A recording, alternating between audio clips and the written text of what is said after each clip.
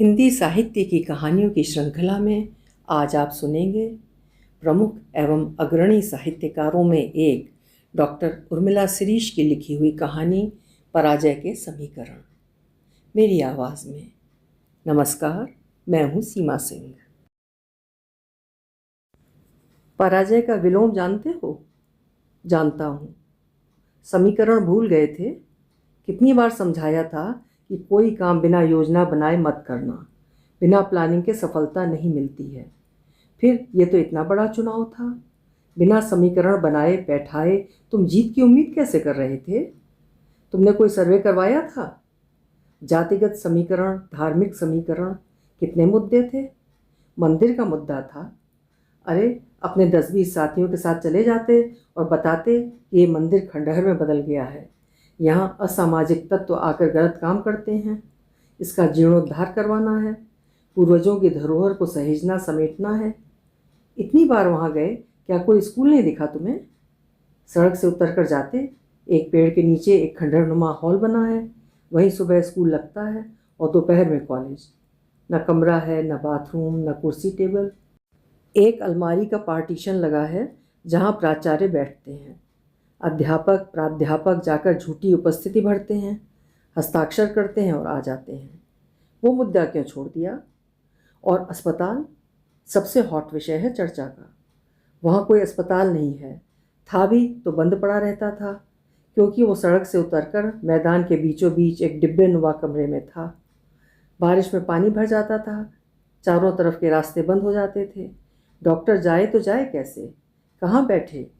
नेतागिरी अलग। जिनकी नियुक्ति की गई वो सिर्फ कागजों पर हैं, वे घर में बैठकर प्रैक्टिस कर रहे हैं और मुफ्त की तनख्वाह खा रहे हैं। तुम इस विषय को बड़ा मुद्दा बना सकते थे। क्या इन सब के बारे में पता किया था तुमने? चूक हो गई, नितिन ने चेहरा लटकाकर कहा। किसानों का विषय सारी दुनिया में उठाया जा रहा है, आंदोलन चल रहे हैं, और तुम्हारे भाषण में एक बार किसान शब्द तक नहीं आया। बारिश में पूरी फसल बर्बाद हो गई थी, आंकड़े इकट्ठा करवाते। सरकार ने कितने किसानों को मुआवजा दिया है? कोई अधिकारी कर्मचारी बर्बाद फसलों को देखने गया भी था या नहीं? यदि तुम इस मुद्दे को प्रमुखता से उठाते तो लोग तुमसे कितना प्रभावित होते कि विदेश में शिक्षा प्राप्त करके आया लड़का अपने गांव के किसानों को भूला नहीं है। कितना बढ़िया संदेश जाता कि तुम जमीनी नेता हो, लोगों की समस्याओं को, तकलीफ़ों को समझते हो। जी, पर हम इस विषय में कुछ जानते ही नहीं थे। तो जानो ना, समझो, लोगों से मिलो, बात करो। केवल वीडियो देखकर नेतागिरी नहीं की जा सकती है। महिलाओं के लिए हर सरकार नई नई योजनाएं ला रही है। इससे आगे इन योजनाओं में नया क्या क्या किया जा सकता है? तुम्हें उन महिलाओं के बारे में पता करना था जो जंगल में या निपट देहात में रहती हैं, जिनके पास सरकारी योजनाओं का लाभ उठाने के लिए कोई कार्ड नहीं है।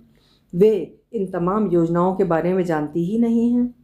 2-4 लोगों को जानकारी एकत्रित करने पर लगा देना था और कुछ समस्याओं का निराकरण करवा देना था। वे महिलाएं और बुजुर्ग तुम्हारे परमानेंट वोटर्स बन जाते। तुमने हमें बहुत निराश किया है, हमारी सारी योजनाओं पर पानी फेर दिया है। शहर की सड़कों पर नारे लगाने और पुतला फूंकने से जीत नहीं मिलती है। ना तुम अपनी पारिवारिक पोजीशन का लाभ उठा पाए और ना ही अपनी एजुकेशन का। हमें नहीं लगता तुम में नेता बनने के कोई गुण हैं भी या नहीं। तुम तो जाओ और अपनी वकालत करो, सारा पैसा बर्बाद हो गया।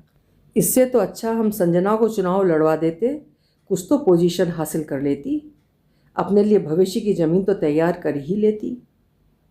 पापा, मैं सचमुच तैयारी नहीं कर पाया था। आपके साथ कभी रहा नहीं कि कुछ सीख पाता, अचानक ही तो सब कुछ करना पड़ा। पार्टी ने मुझ पर भरोसा किया था कि मैं ये सीट निकलवा दूंगा।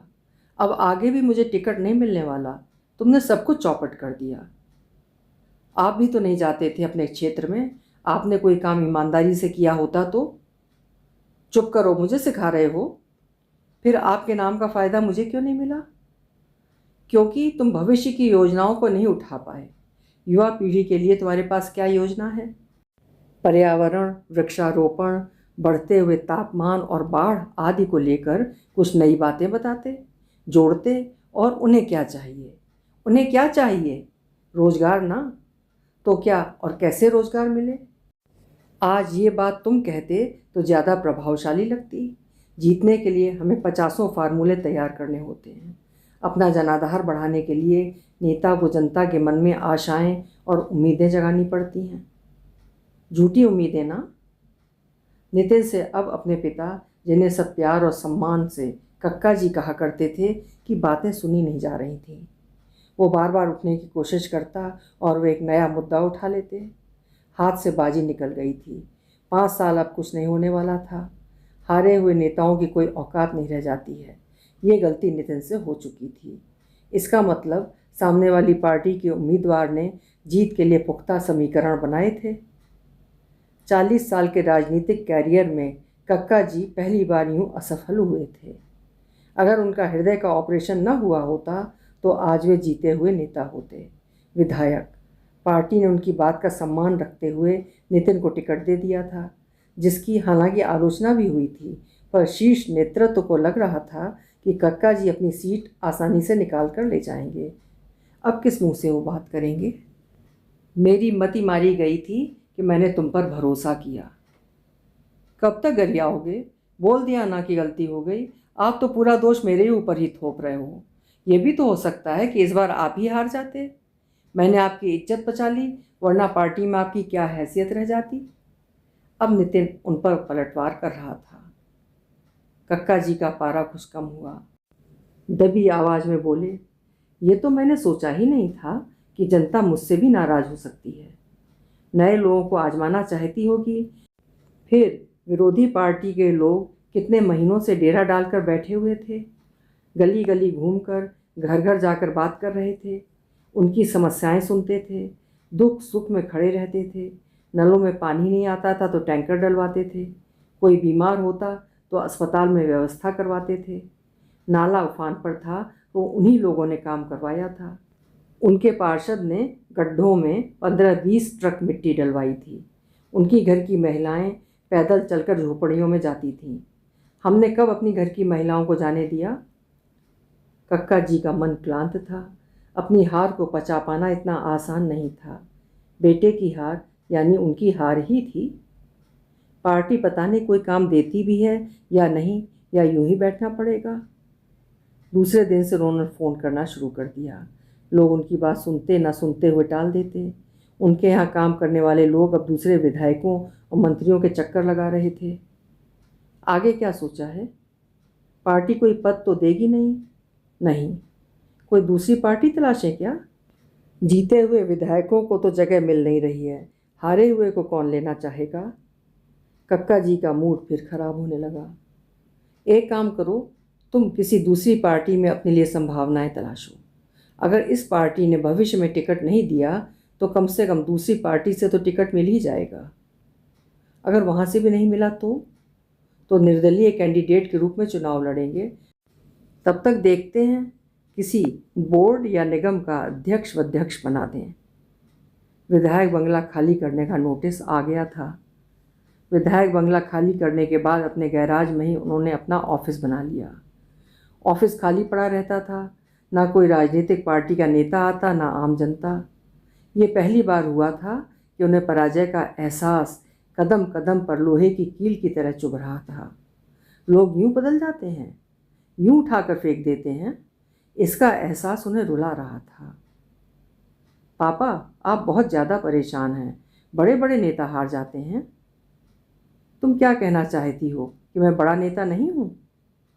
मेरा ये आशा नहीं था पापा। 5 बार के विधायक हैं आप। समय समय की बात है पापा। आजकल जनता बड़ी होशियार हो गई है। अपना हित पहले देखती है। उन्हें लगता है नए पढ़े लिखे लोगों को मौका देना चाहिए। तुम तो पढ़ी लिखी हो। हाँ पापा, MD की है मैंने, आप भूल गए? नहीं बेटा। तुम्हें राजनीति में रुचि है? पापा, रुचि होने से क्या होता है, लोग पूरी ज़िंदगी लगा देते हैं। फिर राजनीति में सीधेपन से काम नहीं चलता।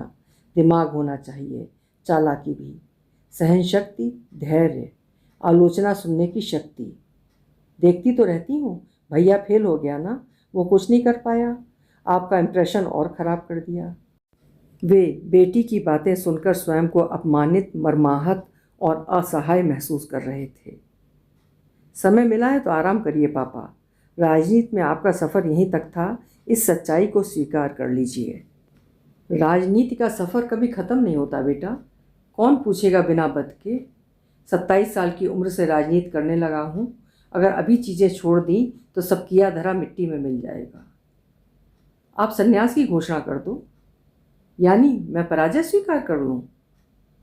पापा, वानप्रस्थ में चल रहे हो, माया मोह छोड़ो। मम्मी को आपने कभी समय नहीं दिया, बेचारी गांव में पड़ी रहीं। हम लोग उन्हें यहाँ नहीं लाते तो वे तो वहीं अंतिम सांस ले लेती। तुम्हारी मम्मी का मैंने उद्धार किया था। क्यों, आप राम थे? मम्मी पत्थर की शिला थी, है ना? यही मान लो। क्या स्टोरी थी? आप मम्मी के बारे में ही बता दीजिए। दुनिया की महिलाओं का उत्थान करने वाले मेरे महान पापा ने घर की औरतों का कैसे उद्धार किया था। उस उद्धार की सज़ा इतनी लंबी और सख्त थी कि वे कभी आपके साथ बाहर नहीं निकली। लगता है आज लड़ने के मूड में हो। नहीं पापा, आपसे कौन लड़ सकता है? जो लड़ता है वो मारा जाता है या अपने आप मर जाता है।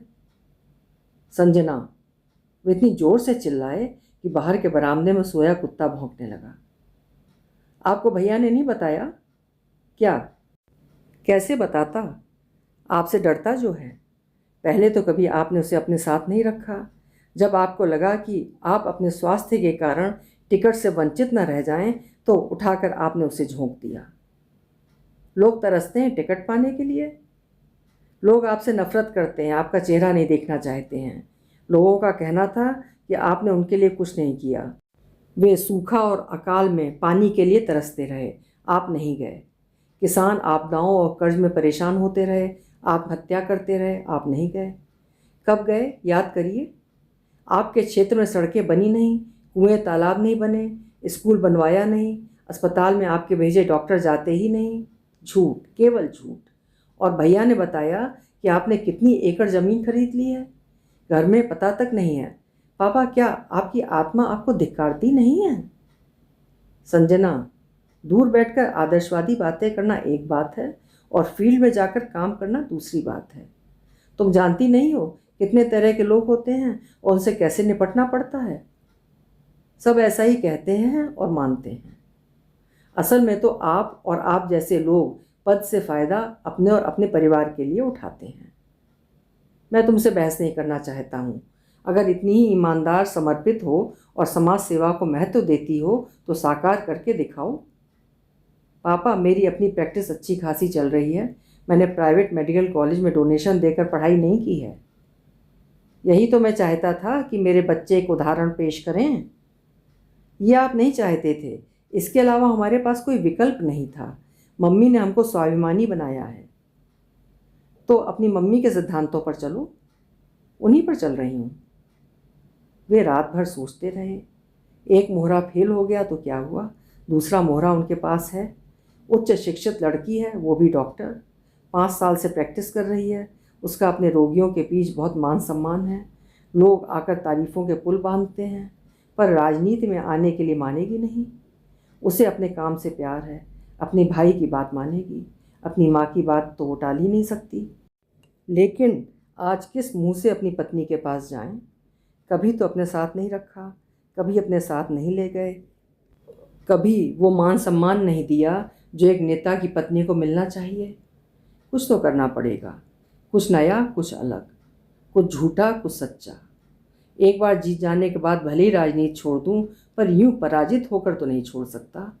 बिना भीड़ के, बिना भाषणों के, बिना गाड़ी और बंगला के जीवन नीरस, सूना और निरुद्देश्य लग रहा था।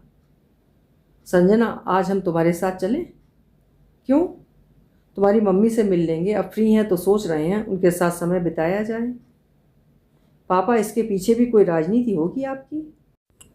कहना तो वो राजनीतिक चाल चाहती थी, पर पिता नाम का प्राणी इतना लिहाज तो करवा ही लेता है।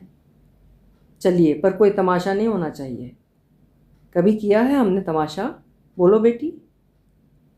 अगले दिन की बात सुनिए। कक्का जी संजना के साथ जा रहे थे। मन ही मन शब्द रट रहे थे। कैसे बात करेंगे, क्या क्या कहकर माफ़ी मांगेंगे। जनता को अब दूसरे ढंग से मैसेज देना होगा। पारिवारिक व्यक्ति की छवि बनानी होगी, सहृदय पिता की छवि भी गढ़नी होगी। 1-2 तीर्थ यात्रा कर पत्नी को साथ ले जाएंगे तो भगवान के दरबार में सारे मनोमालिन्य धुल जाएंगे। 1 महीने बाद की बात है, जब कक्का जी की संजना से बात होने लगी और मरीजों की भारी भीड़ के बीच कक्का जी को फिर अपने मतदाता नजर आने लगे, तब कक्का जी का अति ऊर्जावान, नई नई योजनाओं को लागू करने का वायदा करने वाला दिमाग तेजी के साथ दौड़ने लगा। नया क्या?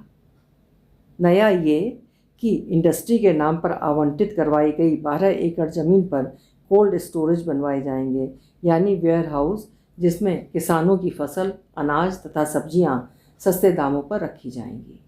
कक्का जी की बेटी ने अपने पिता के राजनीतिक लाभों से दूर रहकर सरकारी मेडिकल कॉलेज में पढ़ाई करके अपनी छोटी सी क्लिनिक डाली थी।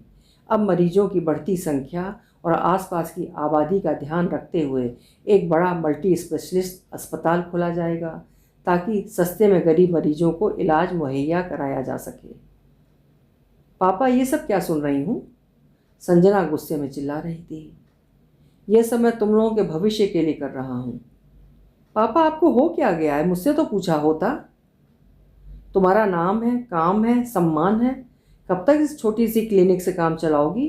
तुम कह रही थी ना कि पढ़े लिखे लोगों को अब जनता पसंद करती है, तो आओ और राजनीति का चेहरा, चरित्र और मूल्य बदलो। पापा, घर में तो राजनीतिक चालें चलना बंद कर दो। बेटा, मैं चाहता हूँ तुम मेरी विरासत संभालो और सचमुच जनसेवा करो। ये मल्टी स्पेशलिस्ट अस्पताल की घोषणा जो आपने कर दी है, उसके लिए पैसा कहाँ से आएगा? सरकार देगी, यानी बिना सरकार से जुड़े आप नहीं रह सकते? अब मैं अपने परिवार के साथ साथ जनता का भी भला सोच रहा हूँ, वास्तव में कल्याणकारी काम करना चाहता हूँ। संजना का सिर चकरा रहा था। उसे समझ ही नहीं आ रहा था कि वो इस झूठ को कैसे अपने सिर से उतार फेंके। पापा ने कैसे एक दिन में उसके जीवन की दिशा बदल दी थी। उसके पास लगातार फ़ोन आ रहे थे। लोग अर्थात भावी मतदाता बधाई दे रहे थे। कुछ कक्का जी के निर्णय से चकित थे। पापा की पराजय के समीकरण अब भावी जीत के समीकरण बनते जा रहे थे। पापा तो समीकरण बनाने में बादशाह हैं। संजना मन ही मन गुस्से से भरी इससे बाहर निकलने का रास्ता खोज रही थी, पर इधर कक्का जी ने किसी एक टीम को वेयर हाउस बनवाने का ठेका दे दिया था और एक टीम अस्पताल बनवाने की तैयारी में 24 घंटे के लिए लगा दी थी। संजना की अपनी सोच, अपना निर्णय कक्का जी की गिड़गिड़ाहट के सामने बेमानी हो गए थे। गैराज का खाली पड़ा ऑफिस सोशल मीडिया का दफ्तर बन गया था, जहां बैठा लड़का कक्का जी की पत्नी के साथ तीर्थ स्थानों पर खींचे गए फ़ोटो फेसबुक और इंस्टाग्राम पर पोस्ट कर रहा था। पुरानी फाइलों में से फ़ोटो, भाषण के अंश निकालकर उनके पब्लिक फिगर वाली छवि का कोलाज बनाने की तैयारी कर रहा था। नए बनने वाले मल्टी स्पेशलिस्ट हॉस्पिटल के विज्ञापन से पेपर भरे पड़े थे। बेटा राजनीति में असफल हो गया था, इसलिए उसे फ़िलहाल कक्का जी ने MBA करने के लिए लंदन भेज दिया था। बेटी संजना सफल थी, लोकप्रिय थी, सम्माननीय थी, सो उसे अपने साथ जोड़ लिया था। संजना इससे आगे कुछ सोच पाती या निर्णय ले पाती, तब तक कक्का जी ने उसे पार्टी की सदस्यता दिलवाकर स्वयं को मुख्य धारा में लाकर पुनः खड़ा कर लिया था। उनके रोते गिड़गिड़ाते चेहरे पर पुरानी मुस्कान लौट आई थी, पर संजना स्वयं को ठगा हुआ महसूस कर रही थी। उसे राजनीति का अ व सा नहीं आता था, पर कक्का जी ने सीधे उठाकर उसे अंगारों भरे रास्ते पर खड़ा कर दिया था। विरोध के सारे रास्तों पर कटीले तार लगा दिए थे। उसका मन हाहाकार कर रहा था, लेकिन वो सोच रही थी कि हारी हुई बाजी को कैसे जीता जा सकता है, ये कोई कक्का जी से सीखे। अभी आप सुन रहे थे डॉक्टर उर्मिला शिरीष की लिखी हुई कहानी पराजय के समीकरण। एक मंजे हुए चतुर राजनीति के खिलाड़ी कक्का जी के रूप में आपने वर्तमान राजनीति की छवि इस कहानी में देखी। आशा है कहानी आपको ज़रूर पसंद आई होगी।